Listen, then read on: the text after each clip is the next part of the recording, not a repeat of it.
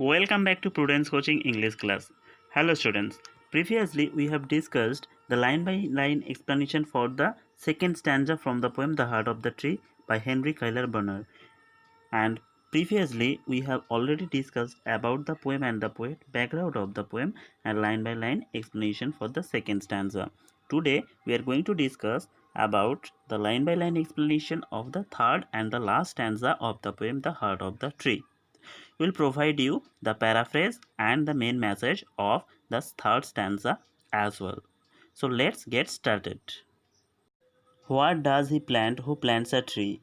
He plants in sap and leaf and wood, in love of home and loyalty, and forecast thought of civic good, his blessings on the neighborhood. So in the concluding stanza as well, the poet asks the question and he himself answers it. Here the poet says that the person who plants a tree, he shows his love and loyalty for his earth as well as for his home as well. His sense of his civic duty and his blessings on the neighborhood pleases him, and he plants numerous trees. This sap and leaf, all these are the vital things for sustaining a life, for surviving on this earth. So it provides as a blessing for ages. All these are reflected in the goodness of the person who plants a tree. Now the next lines. Who in the hollow of his hand holds all the growth of all our land. A nation's growth from sea to sea steers in his heart who plants a tree. So here his hand, the hollow of his hand refers to the palm of our God Almighty. So here God holds all the creation on his palm. And here the person who plants a tree, directly or indirectly, the growth of the nation and the world depends on him. When a tree is planted, it sets in motion the progress of a nation from sea to sea. That means it crosses the extremity, it crosses the boundary of a particular country to the other in its neighboring country. That means the growth and the benefits of planting a tree develops or it grows from a nation to another. The benefit of planting a tree just moves across from a nation to the other. So here the person who is planting a tree, he is acting as the agent of the God who is actually showering God's blessings on us.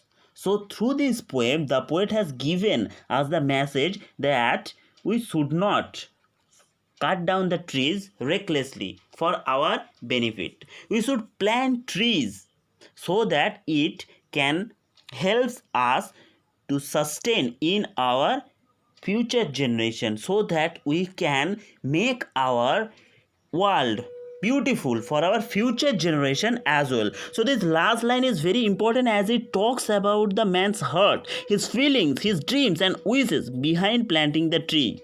It is also very important in respect to the title. So this is about the explanation of the third stanza. Now we'll move to the paraphrase of the third stanza and its main message. Finally, we have explained the third stanza. This is the explanation of the third stanza.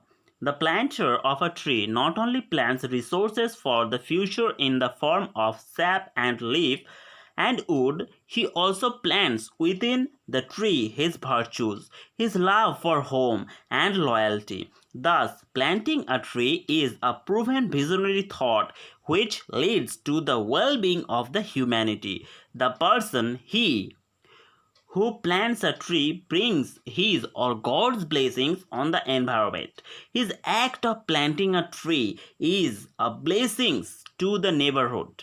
God holds all the creations in the hollow of his hand, means in his palm, and he showers, here he means the God, showers his blessings his blessings in the form of the numerous benefits of the trees.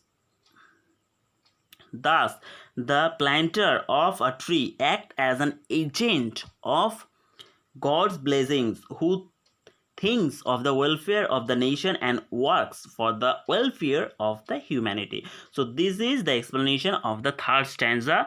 Now we'll go to the main message delivered in the third stanza. The final stanza of the poem projects the act of planting a tree as something which connects human to the divine. Planting a tree allows us to act as an agent of God's blessings and also enables us to bless the world in a godlike manner by creating a better future for our generations to come, means our future generation, for our future generations. Now this is the main message given in the third stanza. Now for the next part of this video, search the description box, you will get the link there. Now student, if you find this video helpful, then don't forget to subscribe, share and like our videos. Thanks for watching students. Have a nice day.